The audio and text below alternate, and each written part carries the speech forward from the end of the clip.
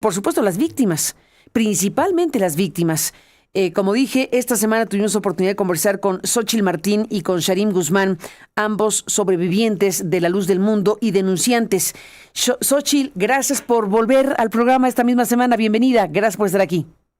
Muchas gracias, Carmen, por la invitación. Al contrario, gracias, Sharim, por estar aquí. Igualmente, muchas gracias, Carmen, y saludos a todos en tu auditorio. Gracias a los dos. Xóchitl, pues, ¿quién lo dijera? ¿Quién lo dijera de que estuvimos hablando hace nada en este mismo programa, hace 2 días, y ahora vemos una postura totalmente distinta? ¿Qué te dice todo esto, Xóchitl? Pues si la presidenta lo que quiere ella es comunicación o querer saber más sobre el caso, creo que sería bueno que se comunicara a alguien de su equipo o ella, pero que tenga bien los datos de lo que está pasando con el caso de La Luz del Mundo. Porque tienen varios datos que no... Desorientada, ¿no? Que no concuerdan. Se vio desorientada la presidenta, digámoslo así. Uh-huh. Correcto.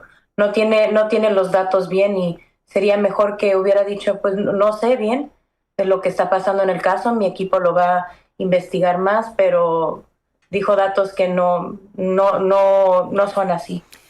¿Qué le corregirían a la presidenta Sharim precisamente de la declaración? Digamos, tiene un factor muy positivo que es que anuncia que la fiscal está en esta nueva sintonía. Eso es muy importante y muy valioso. Punto y aparte, que ahora lo hablamos. Pero sobre lo que dijo la presidenta y cómo lo dijo Sharim, ¿qué me dices? Pues eso, primero pues hay que ver la expresión, cómo lo genera, pero pues conforme a lo que dijo, la fiscal, pues la fiscalía, el personal de la fiscalía se acercaron, sí, pero con nuestros abogados, con nuestros asesores jurídicos. En efecto, un día antes de la audiencia, exactamente, ellos tuvieron una reunión, le entregaron más de 2.500 hojas, como lo comentabas, y pues ella dice que no va a haber el ejercicio, van a trabajar por anular el no ejercicio de la acción penal, pero pues tenemos que esperar porque el día de ayer en la misma audiencia la parte defensora de la parte acusadora pues tampoco tenía el conocimiento, fue notificado un día antes también.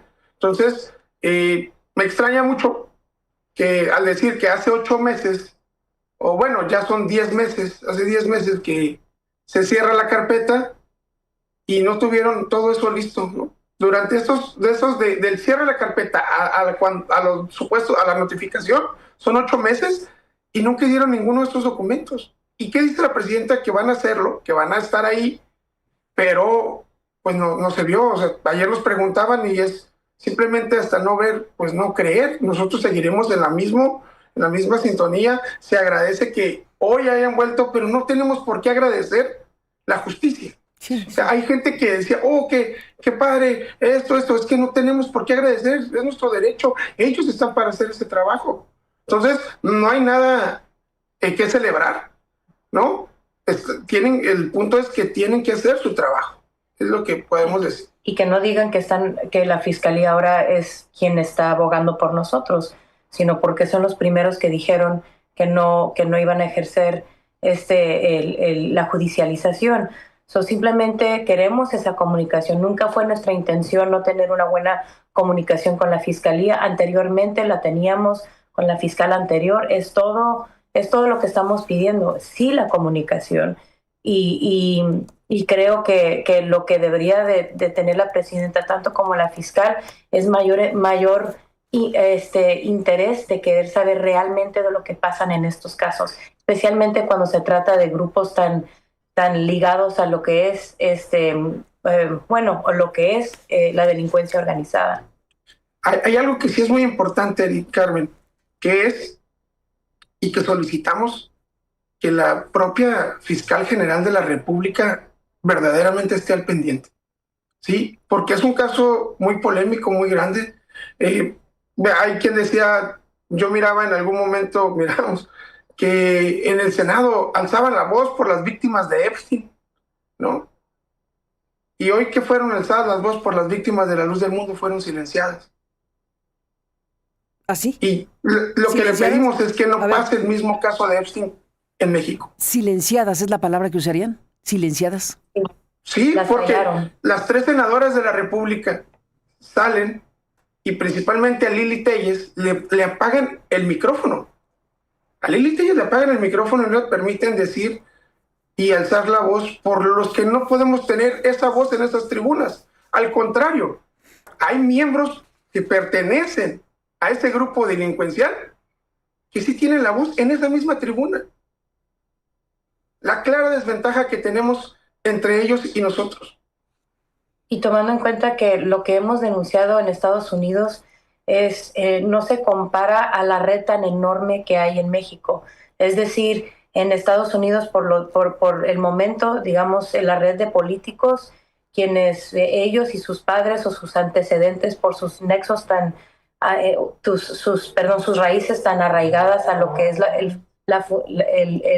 el fundamento, la fundación de la luz del mundo, como lo que es Hamlet, ¿no? Israel Zamora, que, o sea, son estos tipos de lo que nosotros hemos denunciado.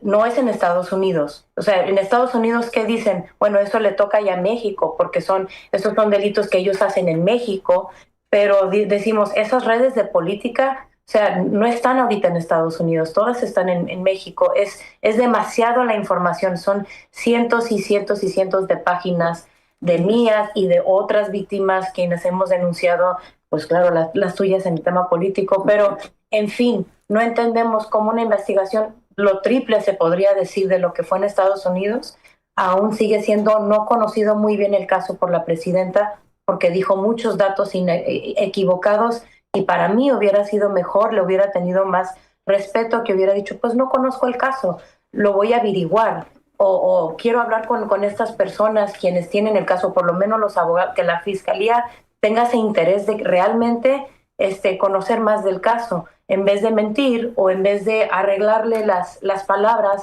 o inventar de lo que creen que podría estar pasando. Pero, en fin, sí, se reagenda y esperemos que una vez que sí se abra, ahora sí se judicialice y que simplemente se haga lo que hemos estado pidiendo desde el principio, que se investiguen a estas personas a la profundidad, porque aquí ya corren peligro muchas familias. La vez pasada que platicamos con ustedes, Sharim Guzmán y Xóchitl Martín, al finalizar la conversación con ustedes, el equipo de Aristegui Noticias identificó y ubicó aquel momento, pues es un momento histórico en Estados Unidos cuando el juez, a ver si me manda el nombre completo, el juez de California. Cohen. ¿Recuerdan el nombre? Cohen. No, es el apellido. Ronald Cohen, ¿se acuerdan? Ronald Cohen. El juez Ronald Cohen. Es que es una escena tan estrujante, tan impactante, tan fuerte, ver y oír a un juez que está tan enojado porque hubo una negociación. O sea, el señor Nazón está en la cárcel, sí, 16 años, sí, pero porque fue un acuerdo entre sus abogados y la fiscalía y lograron un acuerdo donde él se declaró culpable y la sentencia fue de 16 años y no hubo juicio. Al final de cuentas, esa fue la negociación. El juez estaba realmente enojado. No tenía alternativa porque fue un acuerdo al que llegaron y el juez pues simple y llanamente expresó lo que tenía que expresar, pero el talante del juez, la forma en que el juez de Estados Unidos se refirió a este hombre que se autodenomina apóstol de Jesucristo, de la Iglesia, la luz del mundo, es muy impactante. Me gustaría compartir de nuevo con ustedes porque la sociedad mexicana, los medios, nosotros tenemos que subrayar que estamos frente a un caso de grandes dimensiones. Estamos frente a un caso donde víctimas valientes como ustedes han decidido denunciar y se han mantenido a lo largo de los años en una batalla muy fuerte, muy importante, muy desgastante, pero que siguen ustedes adelante con esta firmeza. Y por eso recordar cómo en Estados Unidos, donde tienen la posibilidad de que quien es acusado pueda llegar a un acuerdo para declararse culpable y tener un beneficio de algún tipo judicial, tenemos que imaginarnos que si a este señor le dieron 16 años de cárcel como el beneficio por declararse culpable, tendríamos que solo imaginar qué hubiera pasado si hubiera habido un juicio. ¿Qué tipo de pena hubiera merecido, no 16 años, si el juicio hubiera sido realizado? No se realizó, pero está en la cárcel purgando esta sentencia por declararse culpable de manera conveniente para él. Este es el juez. Este es el juez que muestra de cuerpo entero un retrato de la indignación y de su impotencia por no poder enjuiciar a este individuo. Correcto. As to the Jane Does, at this point, I apologize, my hands are tied. En cuanto a las víctimas, en este punto me disculpo. Tengo las manos atadas. Los abogados hacen lo que hacen los abogados. En este punto mis manos están atadas. Pero además, quiero decirles a todas las víctimas que el mundo las ha escuchado. Se los prometo. As to those family members, En cuanto a los miembros de las familias que han abandonado a las víctimas, ¡qué vergüenza! Son una vergüenza. shame. Shame on you. Y en cuanto al acusado, le digo que usted es un depredador sexual. You are a sexual predator. Xóchitl, es un momento vivido el 8 de junio 2022. Estamos en 17 de abril 2026 en México. ¿Qué dices? Pues el sistema también americano, y digamos la fiscalía en California también fue un proceso muy revictimizante, pero como comentabas, Carmen, los 16 años no fueron suficientes, hubo un acuerdo, también se violentaron los derechos también de las víctimas, quienes denunciamos, a mí en particular la fiscalía fue, en fin. Y lo que sucede es que se pasa eso ya ahorita ya está en una prisión federal. Entonces ya nos quedamos con que sí habría esperanza para una verdadera justicia, porque 16 años no era suficiente para esta persona por todo el peligro que representa él y toda su organización, porque es por delincuencia organizada, y el peligro que él representaba a la infancia en California.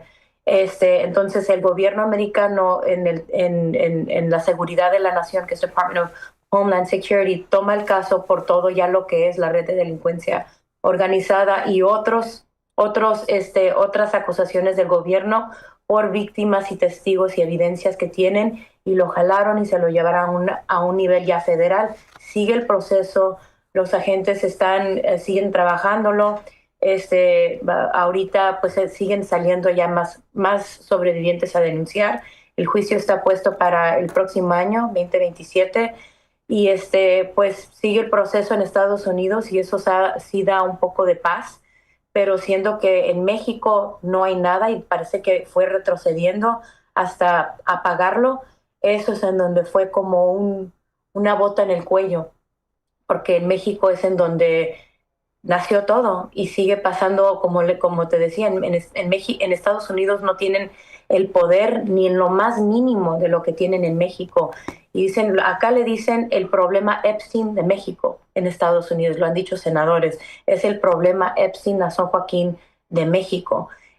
Nosotros hemos tratado de informar lo más posible que hemos podido a todas las autoridades mexicanas por los delitos, y pareciera que ese día de lo que estamos viendo aquí en Estados Unidos nunca va a venir. ¿Nunca, Sarim? Pues hasta ahorita no podemos decir qué va a pasar porque no ha sucedido. O sea, no podemos decir nunca, podemos decir sí va a pasar. Por lo pronto, y nosotros tenemos que vivir en la realidad del día a día. Lamentablemente, decías, hace unos momentos que ha sido una situación muy desgastante. Ciertamente ha sido una situación muy, muy desgastante. Este año son 10 años que escapamos de ese lugar, que nuestra familia pues se ha visto en una montaña rusa total. Nuestro matrimonio, todo esto. Entonces, pues no podemos creer en alguien que ya te falló y que hoy te dice, es como el novio que te falla y que te está rogando y después te está diciendo que se va a portar bien. Pero la primera vez que no lo hizo bien, la primera vez que tuvo para hacerlo bien, no lo hizo. Y lo vemos hoy en la audiencia. Vamos a esperar que la Fiscalía y la Presidenta cumplan con lo que dijo ella, ¿no? En la mañanera. Y que no sigan estos personajes de la luz del mundo tan metidos como Hamlet, como todos ellos, tan metidos, metiendo sus manos y que vivan en total impunidad. Que le den voz en medios de comunicación y que todavía les paguen en esos medios de comunicación para darles voz, como Hamlet Almaguer. No puede ser posible eso. Pues es lo que está... Y lo digo porque tenemos el contrato. ¿El contrato de Canal 11 le paga 9,000 pesos por entrevista a Hamlet García Almaguer. ¿Cómo? ¿No puede ser posible? ¿Cómo que le pagan por entrevista? Hamlet García Almaguer tiene un contrato con Canal 11, te lo puedo hacer llegar, donde le pagan 9,000 pesos por entrevista. El contrato dice de 8 hasta 20 entrevistas. Primero creo que el final son 180,000 pesos. O sea, eso no puede ser posible. Y el día de antier estaba en Canal 11 hablando. ¿Y tienes el contrato de eso? Sí, claro, con todo gusto se los hacemos llegar. Pues sí, suena tremendo lo que nos estás diciendo. Además, no sabíamos que se pagaba, bueno, entre otras cosas, no sabíamos que se pagaba por entrevista en el Canal 11. Él tiene un contrato de participación. ¿De participación? Ahí. ¿Será como comentarista? 9,000 pesos por entrevista, 9,000 pesos por comentario, 9,000 pesos por participación. ¿Cuánto le pagan a un empleado de Canal 11 por su participación en un programa? Mientras que tienen canales de la luz del mundo diciendo que nosotros pagamos por entrevistas. Ellos son los victimizantes, los que victimizan, y nosotros, por decir la verdad de lo que ellos sí hacen, ellos nos vienen y nos comienzan a amenazar y nos comienzan a decir de cosas que dan miedo a nosotros, a nuestra hija, cuando ellos son los que están haciendo todo esto. Y ahí está el contrato dice todo, no ocupo decir más. Ellos dicen que ustedes pagan por entrevistas como esta, por ejemplo. Sí. Bueno, yo puedo afirmar categóricamente que no hay tal pago, o sea, no hay un solo peso. Imagínate cómo nos íbamos a quedar sin nada, ¿no? No, si pero además no. Estas entrevistas.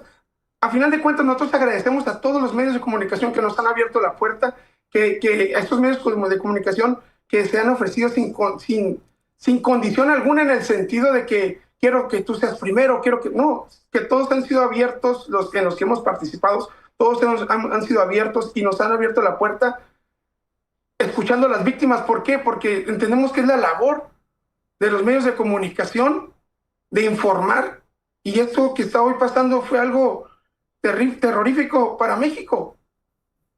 Todo, el silencio total de toda la plana política mexicana, y lo que te decías, cerrar el micrófono a una senadora de la República por expresar que existe una carpeta de investigación cerrada, que es una verdad. No está diciendo mentiras, no está diciendo cosas que no son. Y que la cerró, y que lo más lamentable, Carmen, es cómo dices que en junio del 2025 te cierran la carpeta y en febrero del 2026 te notifican. O sea, aquí Gers Manero, hoy que es un empleado del gobierno, debería estar rendiendo cuentas sobre esto. Hoy que es embajador de la República de México, debería estar dando entrevistas e informando sobre esto, y que la presidenta no se lave las manos con Gers ni por limpiar a Ernestina. Uh-huh. No sabemos quién fue, porque ahora sí ya ni siquiera podemos creer en eso. Entonces tampoco vamos a creer en la buena voluntad del gobierno, en el no ejercicio de la acción penal, hasta que no suceda, Carmen. No podemos generar esperanzas en alguien que por 7 años se decían la esperanza de México. Pues la esperanza es eso, ver algo que algún día va a llegar, y nosotros no estamos dispuestos a esperar a que un día llegue. Ocupamos que esto suceda ya. ¿Por qué? Porque tiene 7 años, porque es un caso tan terrible y que están pasando ¿Y qué están haciendo? Están permitiendo que los delincuentes sigan allá afuera, sigan haciendo una y otra cosa, posiblemente abusando, posiblemente haciendo otras cosas delincuenciales, pero está como si nada. Eso es. Es No lo que ustedes podemos han esperar. dicho, Xóchitl Martín, Sharim Guzmán. Ustedes han dicho, bueno, lo han dicho por mucho tiempo, pero quedémonos en la entrevista que nos dieron esta semana, y esta es la segunda entrevista de la semana porque tuvimos esta noticia de que se está buscando la reapertura, que se revoque el no ejercicio de la acción penal. Vamos a ver que eso ocurra, pero por lo pronto ustedes dijeron con todas sus letras que esa decisión del no ejercicio de la acción penal frente a este gigantesco caso es producto del encubrimiento político y de la conveniencia política. Ustedes han dado nombres, apellidos, han dicho que hay incluso en ciernes un partido político. Todo, o sea, ustedes están planteando que la decisión del no ejercicio de la acción penal está relacionada con encubrimiento político. Eso lo tendría que explicar quien decidió el no ejercicio de la acción penal, como ustedes dicen. Y no sabemos ahorita si fue decisión de Gertz o de la actual fiscalía, porque la decisión se anunció en los días iniciales de que empezó la fiscalía Ernestina Godoy. Entonces la duda queda de si la decisión la tomó el ejercicio de Gertz Manero en la fiscalía, hoy embajador en la Gran Bretaña, o de la actual fiscalía. Esa duda tenemos, igual que ustedes. Exactamente. Y lo peor es de que nosotros tenemos que basar en los documentos, y quien te entregó el documento y el horario en la fecha del documento era Ernestina Godoy.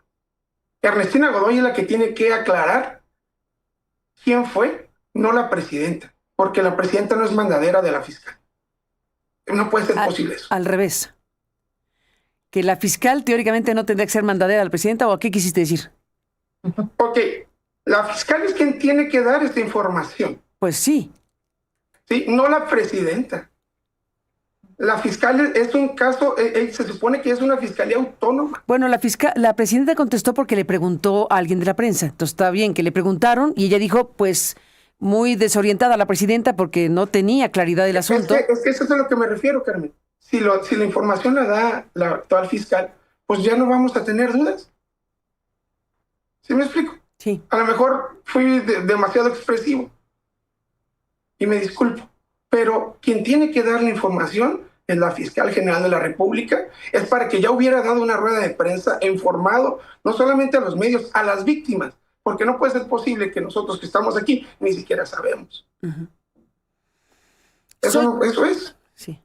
Xóchitl Martín, pues les propongo, Sharim y Xóchitl, recuperar cosas muy importantes que se han hecho. Es un caso muy investigado, muy conocido, periodísticamente de gran potencia, como sabemos, porque es un asunto de grandes proporciones por la gravedad de los hechos denunciados, pero por la enorme cantidad de personas, de seres humanos que han estado y están hoy involucrados con la luz del mundo, muchos de ellos desde su fe, muchos de ellos desde su libertad de creencia, que tenemos que respetar.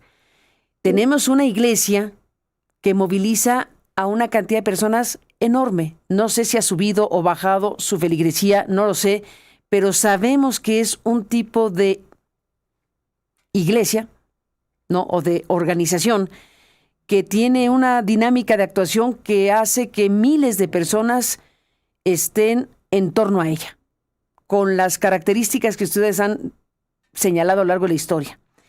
Déjenme recuperar, les propongo, un tráiler de un gran trabajo que produjo Laura Waldenberg, que es una gran productora, y Carlos Pérez Osorio, que es un gran director, que por cierto, les mandamos un abrazo desde aquí a todos los que trabajaron en ese muy importante proceso.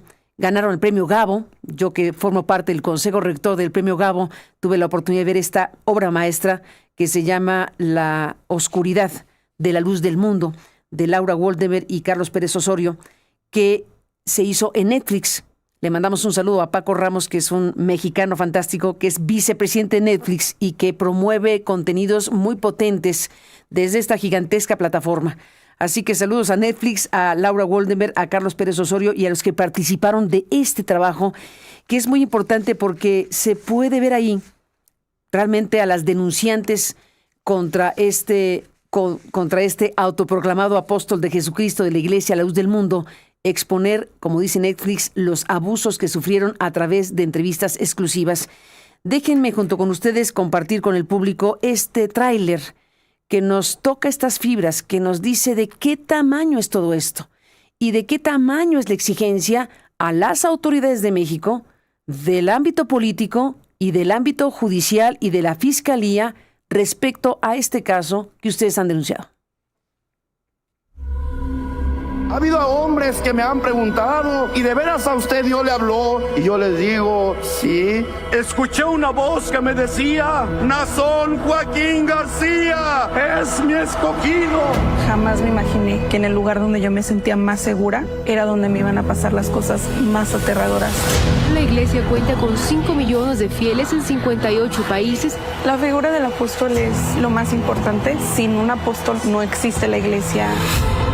Se convierte en Dios en la tierra. Nosotras somos 5 Jane Does que estamos demandando a Nazón Joaquín García por abuso sexual en contra de todas nosotras. El líder de la Iglesia Cristiana La Luz del Mundo fue detenido en California acusado de violación de menores y pornografía infantil, entre otros delitos. Creemos que de ninguna manera significa que él haya cometido ninguno de esos delitos. Y a pesar de donde está, él sigue instruyéndonos. I was already doubting Nazón as an apostle. That's when I started realizing, wait a minute, this wasn't a blessing, this was an abuse. Son casi 100 años con estos 3 apóstoles. 3 generaciones, abuelo, padre e hijo. Porque así como la hija fue abusada, fue la madre abusada, fue la abuela abusada. Mi mente se va a pensar que fueron miles y miles de víctimas. Quiero que lo que me pasó a mí no le vaya a pasar a nadie más, especialmente cuando todo se hace en el nombre de Dios. El abuso más grande es robarnos nuestra identidad.